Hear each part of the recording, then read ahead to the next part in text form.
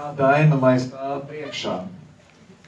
Tas ir, mēs par šo strīdamies, kad tiekamies, jo es saku, tu esi pasaules stiprākais cilvēks. Viņš saka, nē, tur ir citi daudz stipri cilvēki. Es saku, nē, pagājušā gada čempions esi tu. Kāpēc mēs latvieši esam tik pieticīgi, es nezinu, bet tā tas kaut kā ir iegrozījies. Un Dainis ir, es teiktu tā, ka par šo laiku, cik mēs esam iepazinušies, tā patiešām ir, un tā ir čempiona attieksme. Jo, ja tu varētu mazliet pastāstīt par savām sacensībām, un kā tu viņās piedalies, un cauri kam tu ej tajā procesā. Nu jā, mums tas sportveids ir diezgan tāds traumatisks un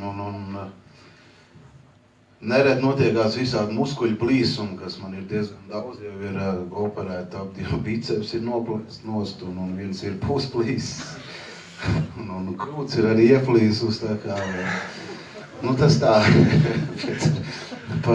operācija nav vajadzīga, mums, kad arī nevajadzēs. Jā, mums ir bijušas sacensības, kas es startējis, man liekas, bija gadu apakaļ Rumānijā, kad bija jāvaļ riepa, jo man ir uz riepas plīsuši ap divi biceps, un tas ir diezgan grūti psiholoģiski pēc tam atnākt atpakaļ. Viens izoperēt, un otrs ir psiholoģiski atkal pieiet klāt visam tam pasākumu un ar 100% atdevumu. Un tad bija sacensības, kad tiešām sāk vēl tur, un es domāju, viss ir baigi forši, jo es esmu dabūjis pāri visu psiholoģiski, un es būšu tagad atpakaļ un būšu uz viņu, un tagad ceļu trešo reizi un jūtu kaut kas nokrašķi. Es domāju, nē, tu jau droši vien krampis sarāv, jāturpina tālāk. Tad, kad ceļu ceturto reizi, un tā kā tās sajūtas ir tā kā, drēbes gabali noplēst, tā trinkt, vai ģitāru pārbaudīt, tāds tā kā ting, ting, ting. Vairāk jau neko nevar turpināt celt, un atnāk daktars, saka, tie droši vien, kad ir krampi, es saku, es taču zinu, kā plīst muskuļi, un nestāstīs, ka tie ir krampi.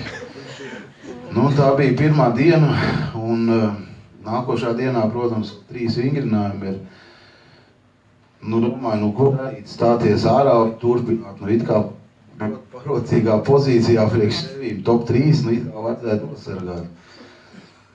Protams, salaidu iekšā precāpu zāles, gan tabletē, piešpricēju, kaut ko tikai darīt, lai nejust to kāju. Nākošā dienā gāja atkal startēt. Tad bija vingrinājumi, kur varbūt tur tā kāja nebija daudz jūtam, bet bija pēdējais vingrinājums, kur bija jāskrien ar 350 kg kasti. Un sanāca 40 metrus. Vienu galu noskrēja ļoti labi un atpakaļ skrienot jūt, ka plīst atkal tā kāja vēl tālāk. Un tad tikko kā ieplīst, tev automātiski viņš krīt ārā. Es tā izrēķinājos, ka man nepietiek ar to, cik es esmu nonesis, jānes vēl tālāk.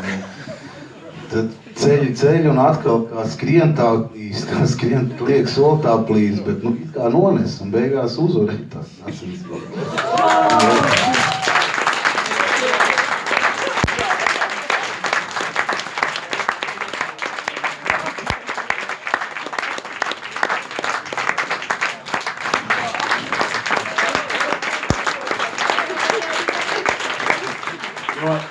Tā jau ir tā čempiona attieksme, ka patiesībā es teiktu tā, ka es droši vien izdzirdot to jocīgo skaņu un dzirdot par krampiem vai kaut ko, es vienkārši uz rokām aizvilksos no tā lauka projām, lai tikai man liek mieru, lai es vēl spētu kaut ko rēķināt. Šaubos, bet tas ir tas, kas, manuprāt, ļoti apliecina to mūsu varēšanu, ja mēs to lēmumu pieņemam. Ja mēs gribam kaut ko sasniegt, un es teiktu, tad, kad par šo īso laiku, cik es ar Dainu pazīstams, tas ir milzīgs iegūms man, just to apņēmību. Jo tad, kad Dainis saka, es izdarīšu visu, lai sasniegtu savu mērķi, tad jūs to sajūt, jūs ir gaisā, viņa ir. Un pie tādām slodzēm un pie tādas režīma, kāds ir tev, kāds bija iemesls, kāpēc tu izlēmi, ka tev varētu būt interesanti visa zino veselības koncepcija un balans konkrēti?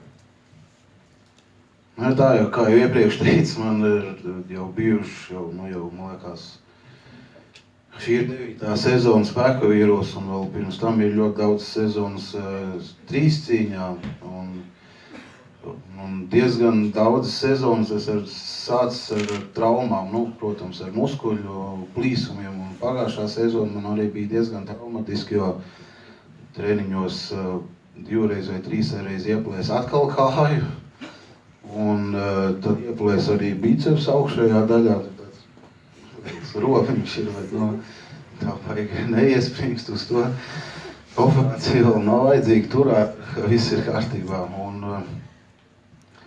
Un tās traumas kaut kā, man jau sāk likties, jo tad, kad, sāk treniņu sezonu, ja nav tev kaut kāds plīsums, tad kaut kas nav rītīgs treniņu programmā, tas tā, tas joks. Bet kaut kādā brīdī man nedaudz apnika tas viss, un tad sākumā man māsīts atrakstīja, kad ir pazīstama guļa, un es domāju, kad ir tur teļas, un tā, es domāju, priekš mūsu sportēt jau, diez vai kas mums var līdzēt, jo mums tās slodzes ir diezgan liels, un tāpat tās ir sezona diezgan gara, un sacensības ir ļoti daudz, un plus mīnus ir kaut kādas no 12 līdz 15 sacensībām gadā, un cilvēks jau arī nav robots, un droši vien, kad arī nogurst, un tā, un līdz ar to tad izdomāju šito sezonu sāk kaut kā nedaudz savādāk un varbūt apiet visas tos muskuļu plīsumus, kas tiešām ir nogurdinoši un ja katra trauma tev atmet atkal 2 soļus apakaļ un tad tev jārāpjas ir ilgāks ceļš tam visam klāt. Un tad sāk arī lietot šo eļu un uz doto brīdi var pateikt to, ka plīsumi nekādi nav bijuši, kas man tāds jaunums ir šitanī sezonā. Un tas piedod elastību muskuļiem, kas ir mūsu sporta veidā. Ne tikai mūsu sporta veidā, ir arī visos pārējos, kas ir ātrums sporti, izturības sporti, kur ir nepieciešams arī muskuļu elastību un plastiskums un viss tas, kas ir. Tāpēc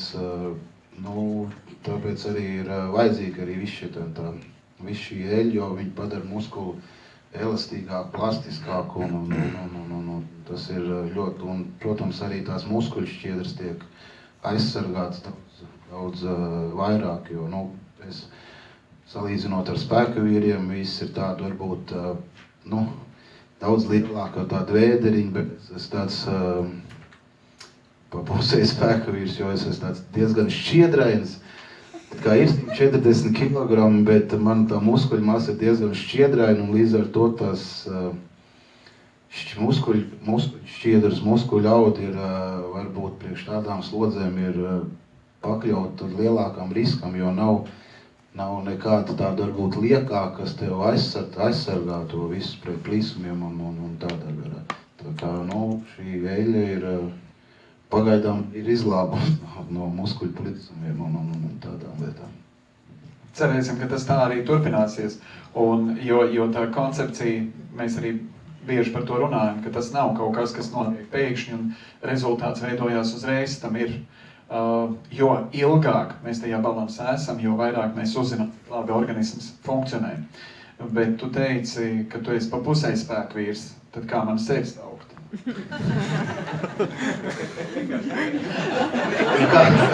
Vienkārši Nīkols. Nav ko kautrēties, saka, kā ir.